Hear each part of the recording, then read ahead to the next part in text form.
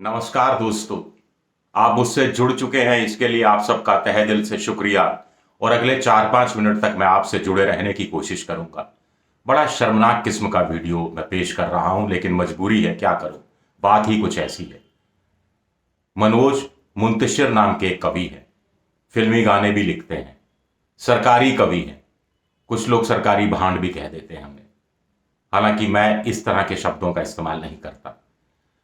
तो इन साहब ने एक महान खोज की है, बहुत बड़ी खोज की है। इन्होंने पता लगा लिया है कि देशभक्त कौन होता है और देशभक्त कौन बिल्कुल नहीं होता है। ना इफ बट की कोई गुंजाइश नहीं। तो मनोज मुंतशिर साहब का कहना है कि एक विदेशी माता के गर्भ से पैदा हुआ पुत्र किसी भी सूरत में राष्ट्रभक्त, देशभक्त, देश प्रेमी हो ही नहीं सकता। अब इसकी वजह भी वो बताते हैं। पहली लाइन पर ऐतराज हो सकता है कुछ लोगों को, भाई कुछ तो अपवाद होंगे। आपने ऐसे कैसे जनरलाइज कर दिया कि विदेशी माता से के गर्भ से पैदा हुआ हर पुत्र देशद्रोही होता है, देश प्रेमी नहीं होता है, देशभक्त नहीं होता है। आप कैसे इस पर पहुंच गए? तो इसका भी जवाब दे रहे हैं मुंतशिर साहब। पता नहीं उन्होंने साइंस में पीएचडी की है, किस चीज में पीएचडी की है, और गाने लिखने गलती से आ गए। ये बात मेरी तो समझ से परे है, लेकिन चलिए आप लोग इस पहेली को सुलझाने की कोशिश कीजिए। आगे वो कह रहे हैं क्योंकि सारी प्रॉब्लम डीएनए में है। तो दो महान खोज हो गई। एक महान खोज ये हो गई कि विदेशी माता के गर्भ से पैदा हुआ पुत्र देशभक्त हो ही नहीं सकता क्योंकि सारी प्रॉब्लम डीएनए में है। ये दूसरी खोज हो गई।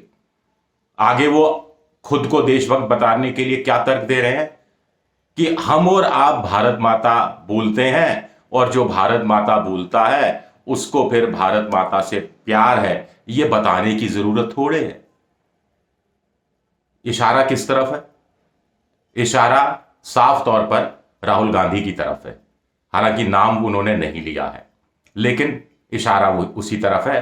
इसमें भी कोई ढकी छुपी बात नहीं है।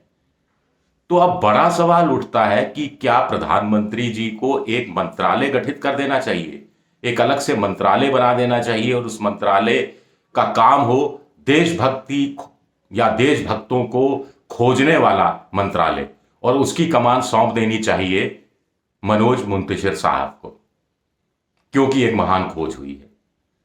अब राहुल गांधी वंदे मातरम तो मैंने उनके मुंह से बहुत बार सुना है, भारत माता भी मैंने सुना होगा, मुझे याद नहीं, लेकिन वंदे मातरम तो मैंने बहुत बार सुना है।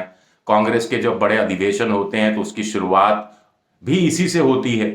राष्ट्रगान भी होता है और ये भी राष्ट्रगीत भी एक तरह से बजाया जाता है। तो वंदे मातरम और भारत माता में क्या फर्क है?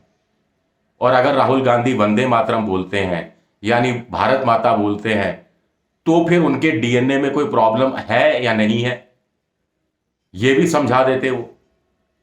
ये किस अब इस हिसाब से तो देखा जाए कि ब्रिटेन की जनता ने तो महान गलती कर दी।